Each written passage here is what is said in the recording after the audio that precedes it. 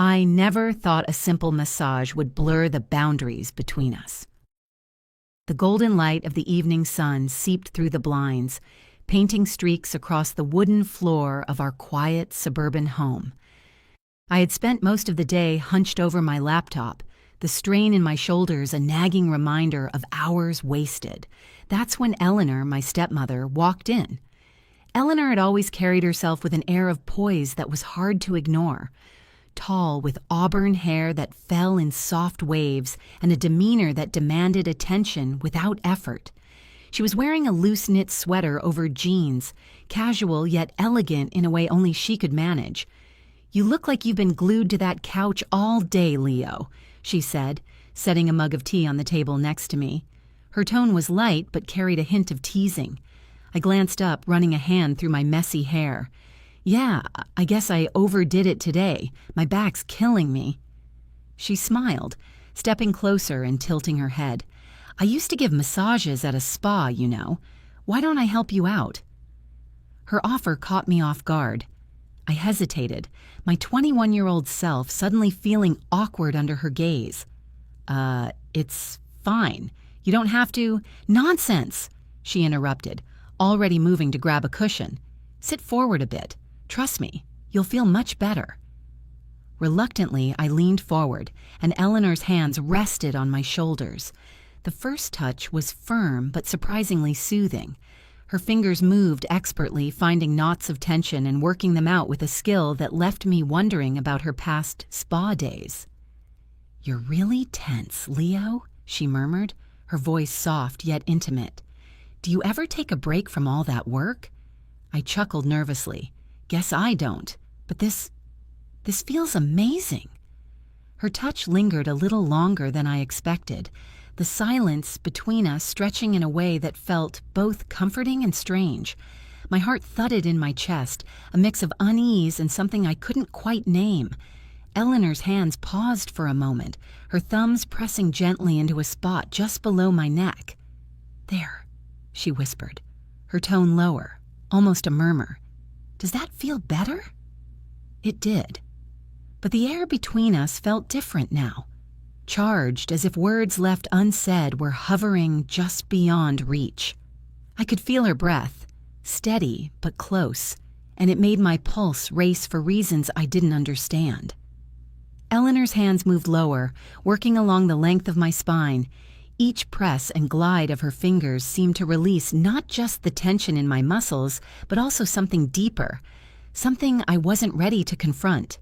"You've grown so much, Leo," she said suddenly, her voice almost wistful. "I still remember when you were just a shy teenager, barely looking up from your books." I smiled faintly, unsure how to respond. "Yeah, well, time doesn't really stop for anyone, does it?" She chuckled softly, her hands lingering at the base of my neck. "No, it doesn't. But sometimes I wish it would. Just for a little while." Her words hung in the air like an unfinished sentence, and I turned slightly to glance at her. There was something in her eyes, a mix of nostalgia and something I couldn't quite place. "You okay?" I asked, trying to shake the strange feeling settling in the pit of my stomach. She pulled her hands away abruptly, her expression shifting back to her usual composed self. "Of course. Just got lost in thought, that's all." The room felt heavier now, the silence between us charged with unspoken words. I leaned back against the couch, hoping to break the tension. "Thanks for the massage. You're pretty good at this." Eleanor smiled, but it didn't quite reach her eyes. "It's nothing, just old habits." Did this emotional journey leave you speechless? Like, share, and subscribe for more intense, suspense-filled stories. Let us know your thoughts in the comments below. As she stood to leave, her sweater caught on the edge of the couch, slipping slightly to reveal the curve of her shoulder. She pulled it back quickly, but not before I caught the faintest glimpse of a small, delicate tattoo. A rose, inked just below her collarbone. I hadn't known she had a tattoo. Eleanor had always been so careful, so reserved. It felt like a glimpse into a part of her I'd never seen before, and it left me with more questions than answers. "Good night, Leo," she said softly, her voice carrying a warmth that lingered even after she left the room. I sat there for a long time, staring at the empty space where she'd been, my mind racing with thoughts I couldn't quite control. Something had shifted tonight, something subtle but undeniable. Her presence lingered long after she left, like a secret I was just beginning to uncover. That night, sleep felt elusive. Every time I closed my eyes, my mind drifted back to Eleanor. Her touch, her words, and that fleeting glimpse of the tattoo. It wasn't just her actions that puzzled me, it was the way she made me feel. There was something unsettling about how familiar yet distant she seemed. The next morning, I found her in the kitchen, humming softly as she prepared breakfast. She looked up as I walked in, her smile as bright as the sunlight streaming through the window.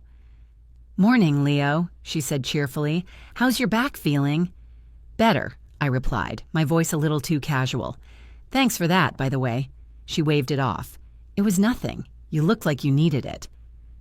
As I grabbed a mug of coffee, I noticed the faint scent of her perfume, light, floral, and strangely intoxicating. It clung to the air around her, making it impossible to ignore her presence. "You're up early," I said, trying to sound normal. "Dad not around?" Her smile faltered for a moment, so brief I almost missed it. "He left for an early meeting. You know how he is, always working." I nodded, though her tone hinted at something deeper. There was a weight behind her words, as if they carried years of frustration. Eleanor turned back to the stove, flipping pancakes with practiced ease. "I was thinking," she began, her voice softer now, "we should do something fun today. Just the two of us." The suggestion caught me off guard. "Fun? Like what?" She glanced over her shoulder, her eyes glinting with mischief. "I don't know. Maybe go for a drive, grab lunch somewhere nice. It's been ages since we spent time together, hasn't it?" It had. Ever since my father married Eleanor, our relationship had been cordial, but distant. She was kind, sure, but we'd never been particularly close. This sudden effort to bond felt unusual. Yeah, I guess," I said, trying to mask my hesitation. Her smile widened, and for a moment she looked almost childlike in her excitement. "Great, get ready, I'll be waiting in the car." As she walked away, I couldn't help but feel a mix of anticipation and unease. Something about this didn't feel like the casual outing she was making it out to be. By the time I stepped outside, the car engine was already purring, like it was eager for what was to come. Eleanor sat behind the wheel, her sunglasses perched elegantly on her nose, masking her eyes. The way she held herself, a quiet confidence, made her seem more enigmatic than ever. "Hop in," she said with a cheerful grin, gesturing to the passenger seat. As I settled in, the scent of her perfume filled the enclosed space, stirring something uncomfortably familiar. "Where are we headed?" I asked, trying to sound casual. "You'll see," she replied, her tone light, but her words cryptic. She pulled out of the driveway and onto the open road, the morning sun painting golden streaks across the horizon. The drive was quiet at first, the only sounds coming from the soft hum of the engine and the faint tune of a song playing on the radio. Eleanor occasionally glanced my way, her lips twitching as if she wanted to say something but kept holding back. After about 30 minutes, she pulled into a secluded spot overlooking a lake. The water shimmered under the sunlight, the scene picturesque and tranquil, but it only added to the unease gnawing at me. "Why here?" I asked, stepping out of the car. Eleanor leaned against the hood, her arms crossed, her gaze fixed on the water.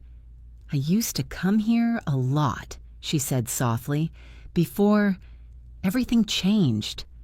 Her words hung heavy in the air. I knew she wasn't just talking about the lake. "Before what?" I pressed, though I wasn't sure I wanted the answer. She turned to me, her expression unreadable. "Before I married your father. Before I became this version of me." I stared at her, unsure of how to respond. The vulnerability in her voice was unsettling, as if she was peeling back layers she'd kept hidden for too long. "I don't regret marrying him," she added quickly, almost defensively.